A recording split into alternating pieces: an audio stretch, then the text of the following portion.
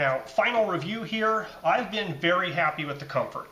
I've worn these for at least 25 hours. I've gone through two 10-hour audiobooks, some music, some phone calls. They claim 28 hours of runtime. I've accounted for at least 25 of those 28 before the battery went out. So it might be that it has as little as 25 hours of runtime, but I might have missed a couple hours here and there, or if they were just turned on without actually playing while I was paused. So it's pretty close to the claimed 28-hour runtime, even if it doesn't quite fully meet it. Comfort-wise, very good, no problems there. The controls are usable. The double tap to pause, triple tap to advance or go back, single tap to make the volume go up and down. I've mostly gotten used to how to make that work, but there's no feedback. There's no click or no indication when a tap is noticed. So sometimes I'll do a double tap, and instead of pausing or playing, it'll turn the volume up or down, and sometimes I'll get it right and it will actually stop or start the playback. So the controls I don't think are as easy to use as they should be. I would really like to have an actual physical clicky button so you know every time you tapped it exactly when it registered a tap. Since there are kind of capacitive touch sensors, they don't have that. So second best, I would like a tap or a beep sound every time it detected you tapping, just so you would know, okay, I've hit it 3 times. And the push for 5 seconds to turn off the power or push for 5 seconds to turn on the power, it seems like that takes an awful long time. I mean, it's only 5 seconds, but while you're sitting there holding your ear, you're waiting a long time. Now, most people will probably turn them on and off by taking them out or putting them back in the case. But if you want to keep them out of the case or only use one, it's kind of a long time to sit there pressing, waiting for it to turn off or on. But all in all, I'm very happy with these guys. They're going to be kind of my daily headphones going forward. So I pretty much recommend them if you're looking for an over-the-ear headphone that doesn't stick into your ear. This is a W&P Smart OWS sports headphones. They have noise cancellation, 3D stereo sound. It says it supports Bluetooth 5.4 with AAC and SBC decoding. So I was sent these to review for free. If you want to purchase them, I've seen them with an MSRP of $80, but I've seen them for sale for about $50 online. So it looks like the price point here is about $50. The specific model is W&P W2. So we have a box with a sleeve, magnetic catch, opens up. We have here, it looks like the instruction booklet, piece of paper. This looks like the charge and carry case. It has a USB-C power input, and then the 2 headphones themselves are in here. It also comes with a cable in a little box, and this is a USB-A to USB-C charging cable.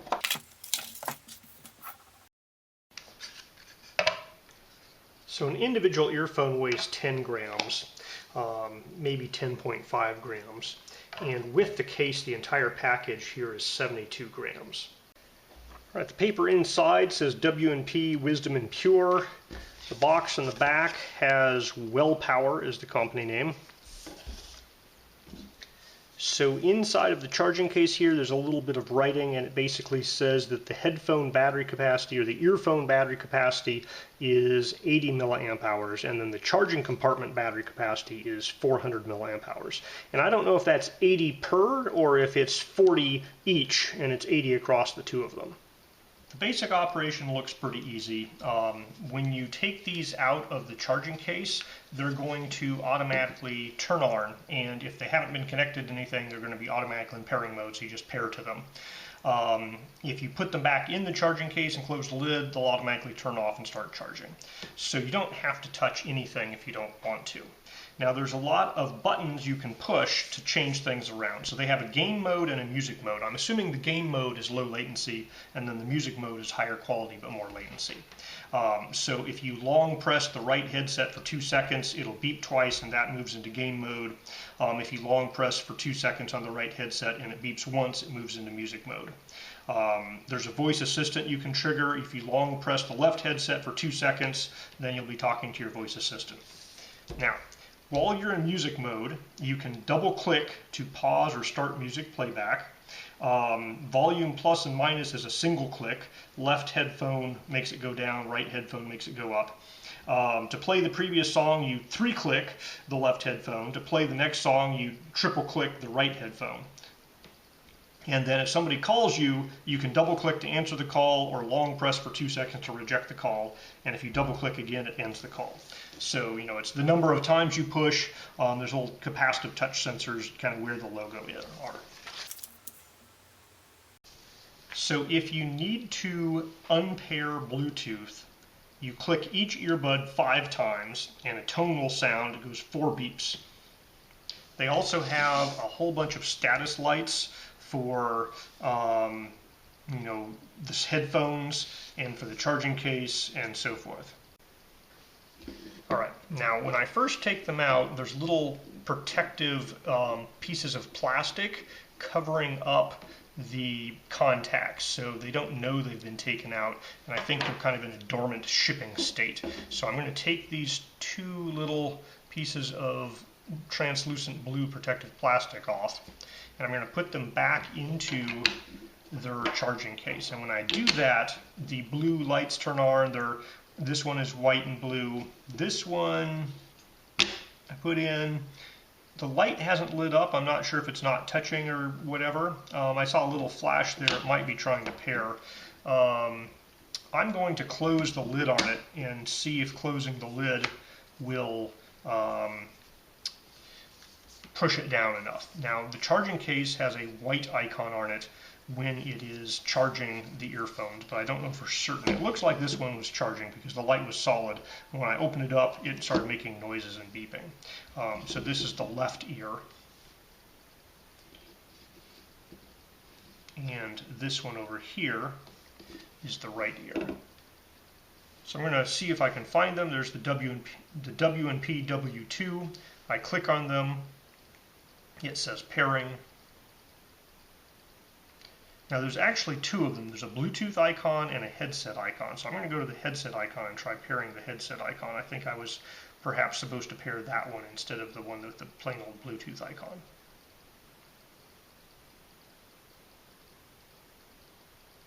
Nope, now it's just kind of sitting there not doing anything. So I'm going to back out. When I pair 2 devices, there's actually 2. There's a W&P W2 with a Bluetooth icon and then a W&P W2 with a headset icon. That might just be something with the Bluetooth setup on my phone. So I'm going to click on the headset icon. It says pairing. It says, do you want to pair with it? I'll say pair. And it says it's active. I heard a beep in the headphones and it reports the battery level is 90%. So from the factory it came about 90% charged. All right, so putting these in and out is pretty simple. You basically just put them on kind of like glasses over your ear and they sit there. They hold on pretty darn well. So they're pretty comfortable to wear. I have been playing by tapping them a whole bunch. So that was a double tap to turn off the music. And I was tapping to do the volume and the music and play and stop and move forward. So I was tapping a whole bunch and it started to hurt this little nub on my ear a bit. But as long as you're not tapping them all the time, that's not really an issue. So, you know, if you adjust the volume a little bit or, you know, move forward a song here and there, it's fine now. But, you know, I was reviewing them and trying out a whole bunch of different things all at once. And so if you tap your ear 50 times, it might start to feel a little bit uncomfortable. But now that I've just been wearing them for music, they're quite comfortable.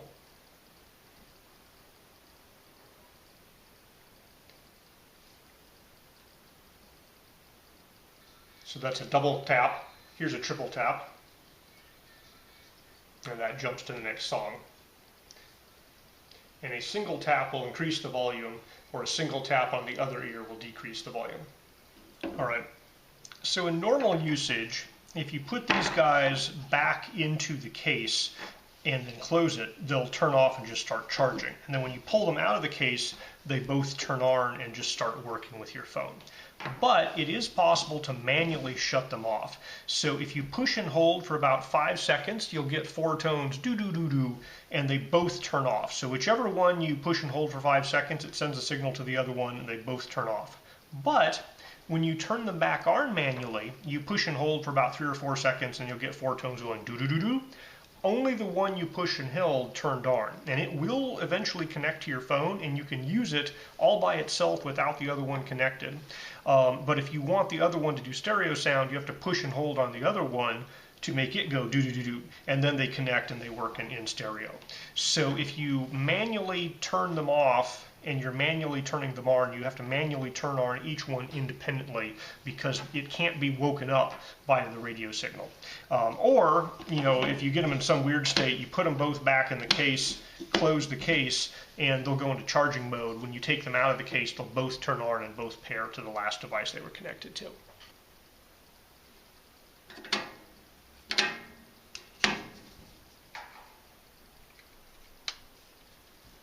So I've plugged this into a USB-C power delivery cable, and it is at the 5-volt level. It's currently only drawing like 0.3 amps, so it's charging at about 2 watts, but from the factory, the earphones are mostly charged. I expect the charging case is probably also mostly charged. The light's turned a kind of a reddish pink while it's charging. So I'm going to charge this up all the way, and then we'll run it down and see how long it lasts. Okay, this guy's drawing 0 watts, 0 amps. The light has turned off. It is fully charged. All right, I've used these guys to make 2 phone calls, and in both cases the audio quality on both ends was very clear and it worked just fine. I haven't really tested the echo noise cancellation on the phone calls because I've been calling from relatively quiet environments, but it certainly didn't have, you know, their voice wasn't echoing back to them or anything like that. So it does work as just a, you know, phone call headset. So when I go to set these up on my computer, there's also 2 entries, and I believe one of them is kind of a Bluetooth entry and one of them is a headset entry. And the entry I tried last time didn't work. And so I'm just trying both of them to see which works. That does say connected now, and that seemed to work. It sounds like I have audio now. Yeah, so now I have a headset unit. I can pick my codec. You can do CVSD or MSBC or the standard HSP, HF, whatever. And then they have here the similar codecs for the input device or microphone. So it looks like one of them identifies as a headset and one of them identifies as a hands-free. So the headset has the SBC XO and SBC codecs, and it seems to support stereo with left and right audio. So the hands-free unit only supports mono, so it basically mirrors the sound of both speakers and has 3 different codecs. And it looks like the hands-free is the only one that supports a microphone, whereas the headset just does stereo output. Battery life on these guys is pretty good. I've done about 5.5 hours of an audiobook, at least half an hour of phone calls, so I've had one of these guys running for at least 6 hours.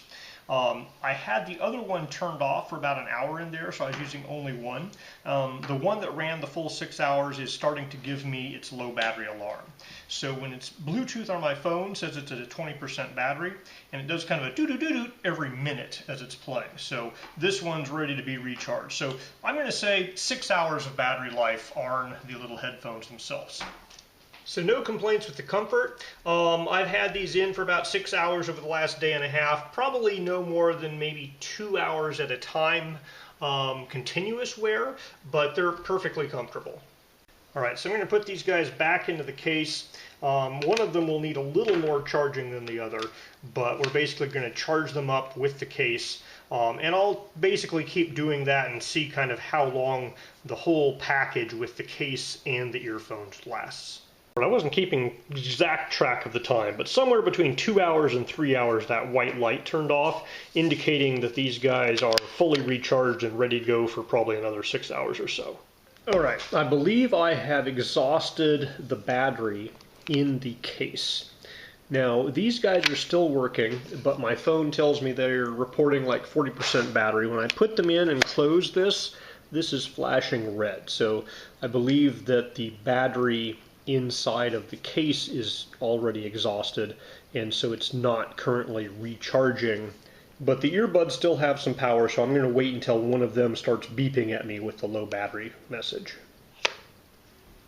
Okay, I have worn down the battery in the earbuds and the battery pack, and they're giving me their boop boop boop boop noise every minute, which means they're basically down at 20% battery. And the pack won't charge them anymore because its battery is gone.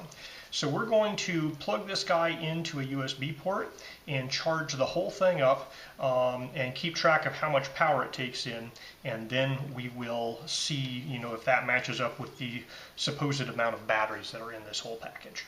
Alright, so I've plugged these guys in. They're only drawing about 2 watts to charge, so any USB port will charge these guys up. We're going to watch the total watt hours and basically see if the amount of power it takes to charge corresponds to the claimed battery capacity inside the case and the 2 headphone units. It only took a few hours here. This guy took 3 watt hours to fully recharge. It delivered 712 milliamp hours at the 5 volt level. The earphone battery is supposed to be 80 milliamp hours, so we'll say that's 160 for both, plus 400 milliamp hours for the case, so that's 560. And so that at 3.7 volts is basically 2 watt hours, and so it took 3 watt hours to recharge it, so that sounds reasonable. And it took 700 milliamp hours at 5 volts, and that's more than the 560 milliamp hours, especially at 3.7 volts. So I'm going to say that the battery capacity that it claims in the case here and the specifications sounds accurate.